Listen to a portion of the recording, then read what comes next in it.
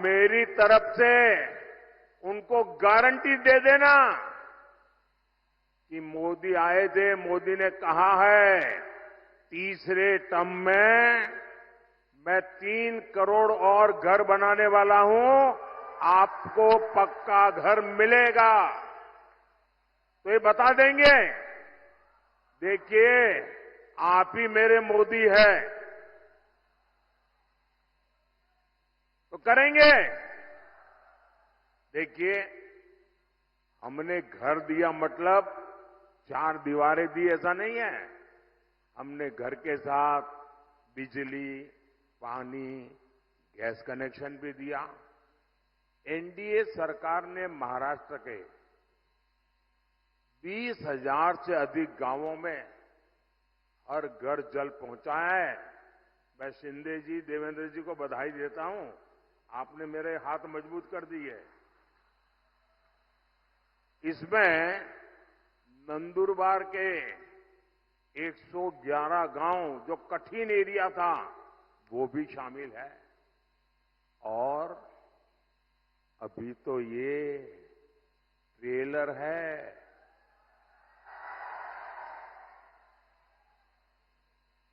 अभी तो मोदी को बहुत कुछ करना है और आपके लिए करना है। साथियों, एक तरफ भाजपा के ये प्रयास है और दूसरी तरफ एक कांग्रेस है। कांग्रेस ने आदिवासी भाई बहनों की कभी परवाह नहीं की। आदिवासी इलाकों में सिकल सेल एनीमिया एक बड़ा खतरा रहा है, लेकिन कांग्रेस ने इस बीमारी की तरफ उतना ध्यान ही नहीं दिया। ये बीजेपी है जिसने सिकल सेल एनीमिया को जड़ से खत्म करने के लिए अभियान चलाया है। और मेरी माताएं, बहनें, नौजवान, ये जो सिकल सेल एनीमिया के लिए मैं काम कर रहा हूं ना, वो चुनाव के लिए नहीं कर रहा हूं। आने वाली आपकी अनेकों पीढ़ियों के लिए मैं लगा हुआ हूं ताकि उनको वो ऐसी बीमारी ना आए। कोई गरीब कुपोषण का शिकार ना हो, हमने इसकी भी चिंता की। आज नंदुरबार से के 12 लाख से ज्यादा लोगों को मुफ्त राशन मिल रहा है। साथियों, कांग्रेस जानती है कि वो विकास में मोदी का मुकाबला कर ही नहीं सकते और इसलिए वो इस चुनाव में झूठ की फैक्ट्री खोल के बैठ गए हैं। झूठ फैलाकर वोट लेना चाहते हैं। कभी आरक्षण को लेकर झूठ, कभी संविधान को लेकर झूठ, और इन्होंने पूरा इकोसिस्टम ऐसी अफवाहें फैलाने के लिए 24 घंटे लगा के रखा है। साथियों, आरक्षण पर कांग्रेस का हाल चोर मचाए शोर, ये चोर मचाए शोर वाला है। धर्म के आधार पर आरक्षण बाबा साहब के सिद्धांतों के खिलाफ है, बाबा साहब की भावना के खिलाफ है। संविधान निर्माताओं ने जो संविधान बनाया उसकी पीठ में छुरा भोंकने वाला ये माफ न कर सके ऐसा पाप है। लेकिन कांग्रेस पार्टी का एजेंडा है दलित, पिछड़े, आदिवासी, इनका आरक्षण छीन करके माइनॉरिटी के नाम पर अपने वोट बैंक को दे देना। और मैं ऐसे हवा में नहीं कह रहा हूं, मेरे पास मजबूत उदाहरण है और इसलिए मेरे भाई बहन, आप घर घर हर एक आदिवासी परिवार को समझाइए और मेरे आदिवासी समाज के पढ़े लिखे लोग हैं, उनको भी मैं करबद्ध प्रार्थना करता हूं कि आप समाज को जगाइए। ये कितना बड़ा संकट कांग्रेस वाले लेकर के आए हैं। अब उन्होंने क्या किया, कर्नाटका में धर्म के आधार पर आरक्षण देने की दिशा में बहुत बड़ा कदम उठाया और उन्होंने कहा रातों रात कर्नाटका में जितने भी मुसलमान लोग हैं उन सबको रातों रात ओबीसी बना दिया। एक ऑर्डर निकाल दिया, मुख्यमंत्री ने थप्पा मार दिया। अब हुआ क्या, जो ओबीसी को आरक्षण मिलता है उसका सबसे बड़ा हिस्सा ये रातों रात ओबीसी बन गए, उन्होंने लूट लिया। अब बताइए, ये वो आदिवासियों के लिए करना चाहते हैं, वो दलितों के लिए करना चाहते हैं और ये कर्नाटका का मॉडल पूरे देश में लागू करना चाहती है। एससी, एसटी, ओबीसी का आरक्षण खत्म करने के लिए, और मैं गंभीरता से कह रहा हूं, ये महाअघाड़ी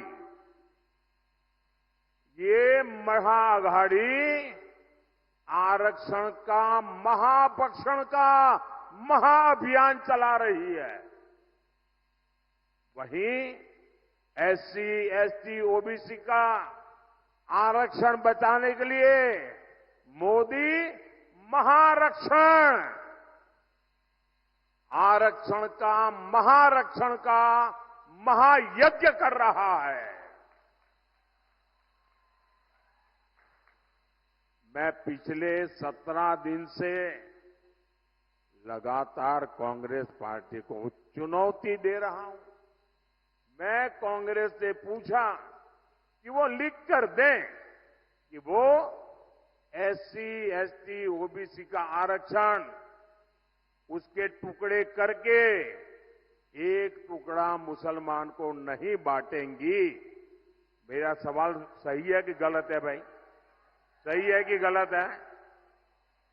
अब वो ये मुसलमानों को देना चाहते हैं और कांग्रेस जवाब भी नहीं देती है। सच बोलो ना भाई कि हम नहीं देंगे।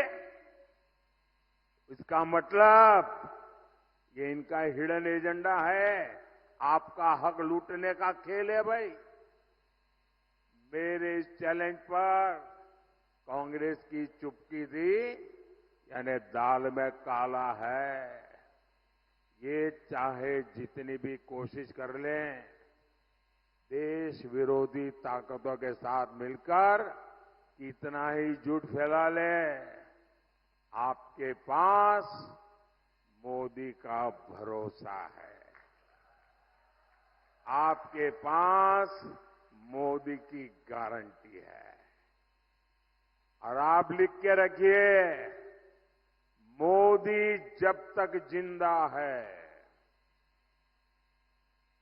मोदी जब तक जिंदा है, एससी, एसटी, ओबीसी में से आरक्षण का रत्ती भर भी हिस्सा मैं किसी भी धर्म के आधार पर नहीं देने दूंगा। कोई उसको हाथ नहीं लगा सकता है। और देशवासी, मैं बड़े जिम्मेवारी के साथ कहना चाहता हूं और दायित्व के साथ कहना चाहता हूं, वंचित का जो अधिकार है, चाहे एससी हो, एसटी हो, ओबीसी हो, वंचित का जो अधिकार है, मोदी उसका चौकीदार है।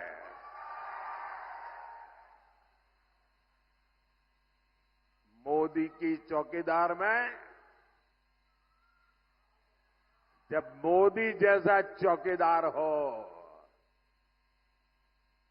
किसने अपनी मां का दूध पिया है जो आपका हक छीन सकता है?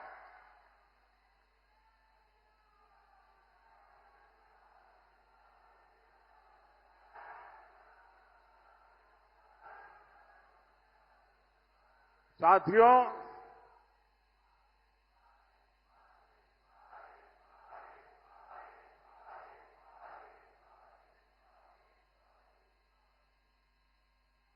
साथियों, हम तो माता शबरी की पूजा करने वाले लोग हैं,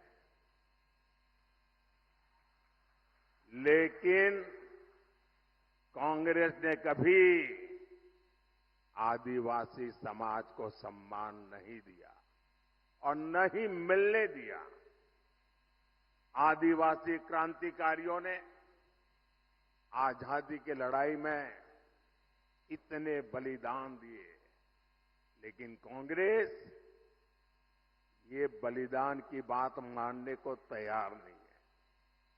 आजादी की लड़ाई का पूरा श्रेय कांग्रेस केवल एक परिवार को ही देती रही है। ये भाजपा है जो देश भर में आदिवासी स्वतंत्रता सेनानियों पर म्यूजियम बनवा रही है, ताकि आने वाली पीढ़ियों को पता चले कि हमारे पूर्वज आदिवासियों ने देश के लिए कितने बड़े बलिदान दिए थे।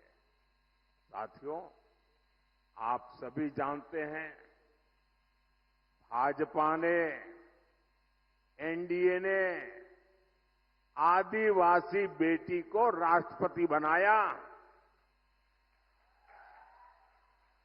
और पहली बार ऐसा हुआ।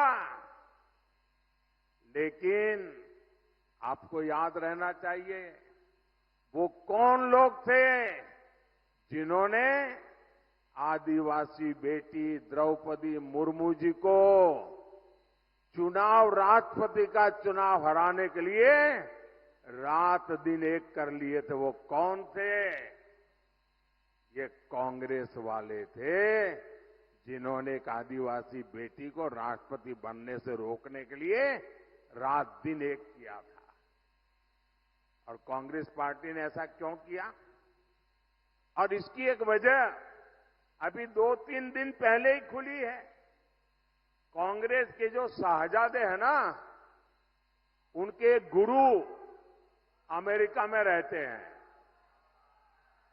ये कांग्रेस के शाहजादे के एक गुरु अमेरिका में रहते हैं। उन्होंने भारत के लोगों पर रंगभेदी टिप्पणी की है।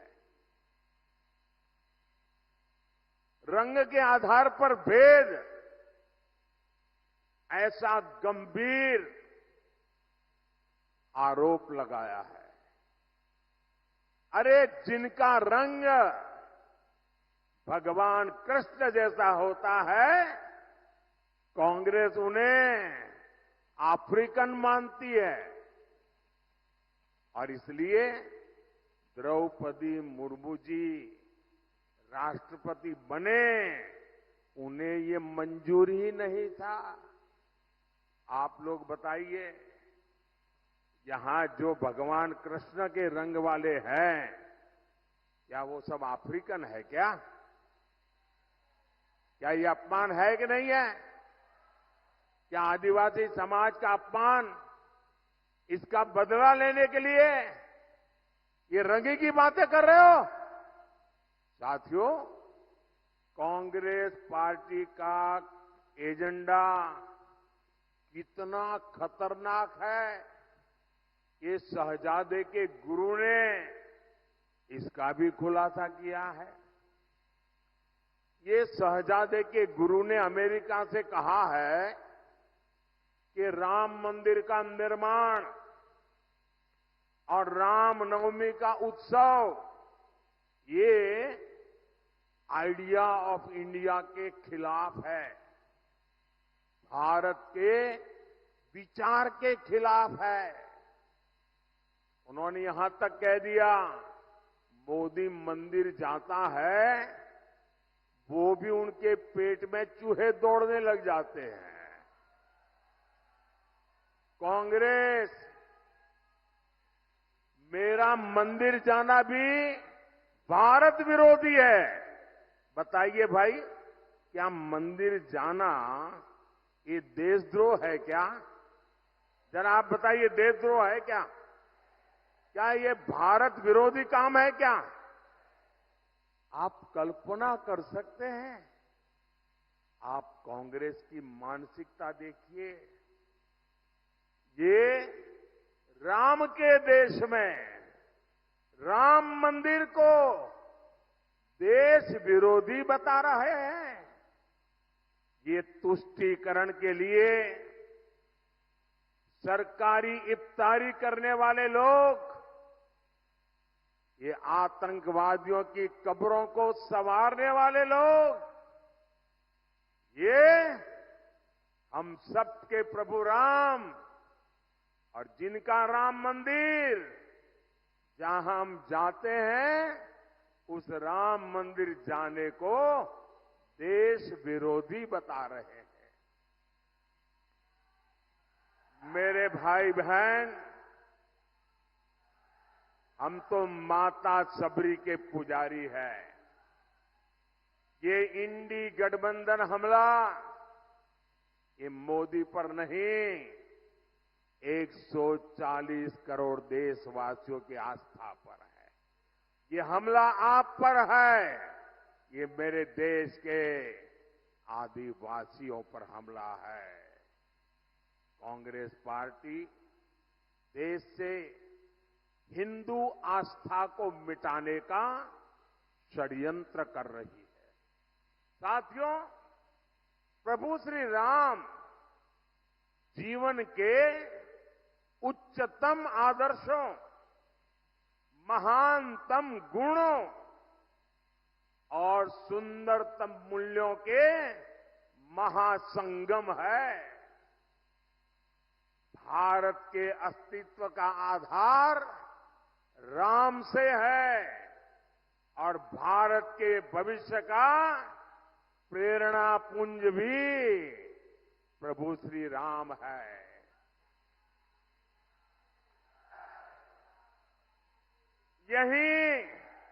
यही महाराष्ट्र की धरती पर ये संत आवाज उठी थी, विश्वाचा विश्राम रे, स्वामी माजा राम रे।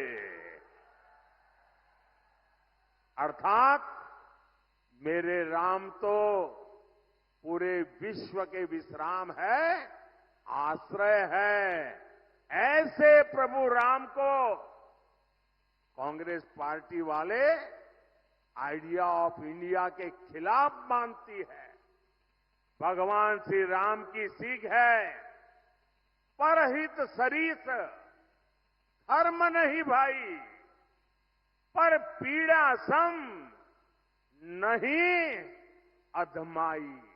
अर्थात दूसरों की सेवा से, परोपकार से बढ़कर कोई धर्म नहीं है और किसी को पीड़ा देना ही सबसे बड़ा पाप है।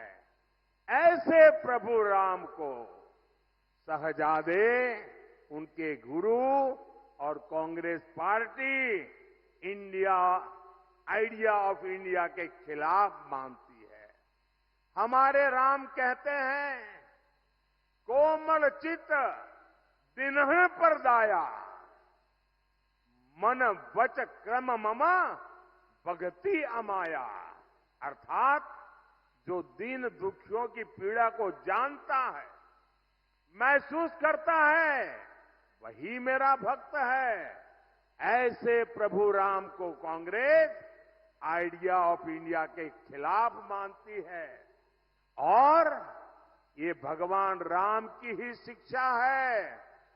धर्मुनु दुसुर, धर्मु न दुसर, सत्य समाना, आगम निगम पुराण बखाना। अर्थात सत्य से बढ़कर कोई धर्म नहीं है। ऐसे प्रभु राम को कांग्रेस आइडिया ऑफ इंडिया के खिलाफ मानती है। ये राम ही है, ये राम ही है जो सभी दुखियों को, वंचितों को गले लगाकर अपने पास बैठाते हैं। सहज सहज स्नेह विवश रघुराई, सहज स्नेह विवश रघुराई, पूछी कुशल निकट बैठाई। ऐसे प्रभु राम को कांग्रेस आइडिया ऑफ इंडिया के खिलाफ मानती है। हमारे राम जनजातीय समाज से कैसे मिलते हैं? हमारे राम जनजातीय समाज को मिलते हैं, पुरजन करी जो हारू घर आए, अर्थात राम आदिवासियों का, उनकी संस्कृति का सम्मान करते हैं, उनसे जोहार करके मिलते हैं। ऐसे प्रभु राम को कांग्रेस आइडिया ऑफ इंडिया के खिलाफ मानती है। हमारे प्रभु श्री राम ने हमें सिखाया है, और ये जो लोग देश छोड़ करके भाग गए हैं, वो जरा कान खोल के सुन ले। हमारे प्रभु राम ने सिखाया है, अपि स्वर्णमयी लंका न में लक्ष्मण रोचते, जननी जन्म भूमिश्च स्वर्गादपि गरीयसी। अर्थात हमारी मातृभूमि स्वर्ग से भी बढ़कर है, यानी राष्ट्र प्रथम, नेशन फर्स्ट।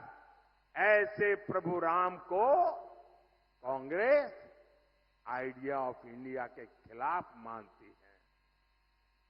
साथियों, ये लोग इतने अहंकार से भरे हुए हैं कि गरीब इनके लिए कोई मायने नहीं रखता।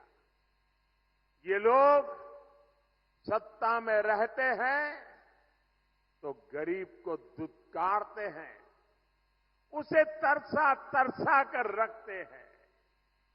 आज एक गरीब का बेटा आपका सेवक बनकर के प्रधानमंत्री पद से ये जब काम कर रहा है, तो एक गरीब विरोधी मानसिकता वाले, शाही परिवार की मानसिकता वाले इसे बर्दाश्त नहीं कर पा रहे हैं। और ये नकली शिवसेना वालों की गरीब से कितनी नफरत है, ये इन्होंने फिर बताया है। ये नकली शिवसेना वाले मुझे जिंदा गाड़ने की बात कर रहे हैं।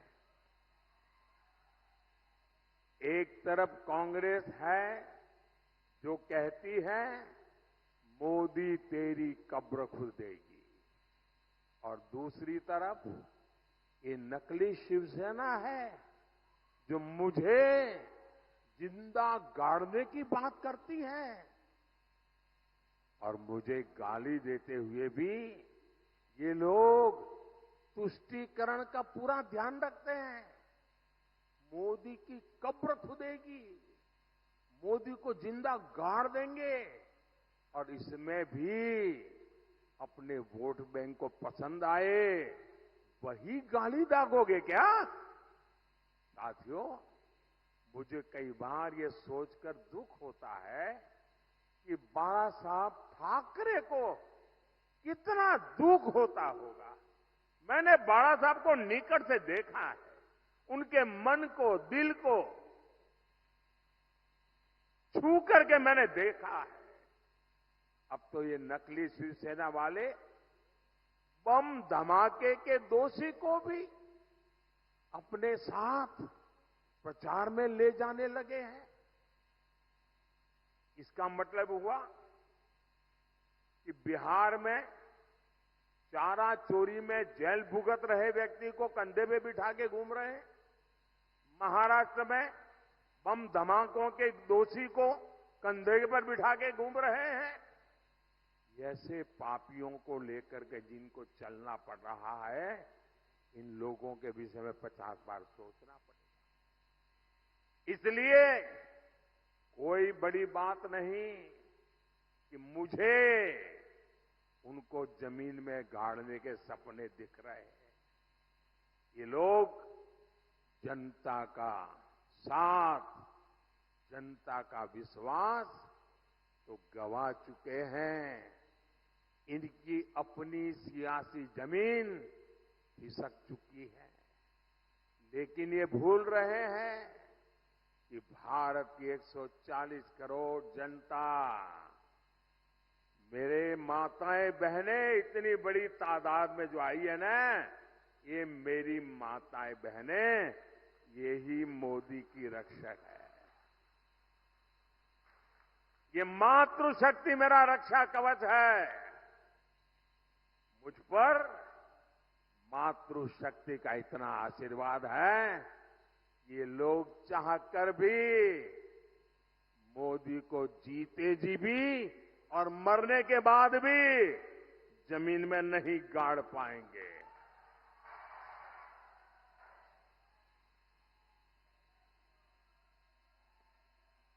साथियों, महाराष्ट्र के एक दिग्गज नेता 40-50 साल से वो ऐसे ही कुकरी मारते रहते हैं। बारामती के चुनाव के बाद वो इतने चिंतित है कि उन्होंने एक बयान दिया है। और ये बयान उन्होंने, मैं पक्का मानता हूं कि काफी लोगों से विचार विमर्श करके ही दिया होगा। वो इतने हताश और निराश हो गए हैं कि उनको लगता है कि अगर 4 जून के बाद सार्वजनिक जीवन में, राजनीतिक जीवन में अगर टिक के रहना है तो छोटे छोटे राजनीतिक दलों को कांग्रेस में मर्ज हो जाना चाहिए। इसका मतलब ये जो नकली एनसीपी है और ये नकली शिवसेना है, उन्होंने कांग्रेस में मर्जर करने का मन बना लिया है। अब आपको मैं बताता हूं, जब 4 जून के बाद कांग्रेस में जाकर के मरने के बजाय अरे सीना तान करके हमारे अजीत दादा के साथ और शिंदे जी के साथ आओ, बड़े शान से सपने पूरे हो जाएंगे। भाइयों बहनों, 13 मई को कांग्रेस और इंडी अघाड़ी को आपका वोट ही जवाब देगा।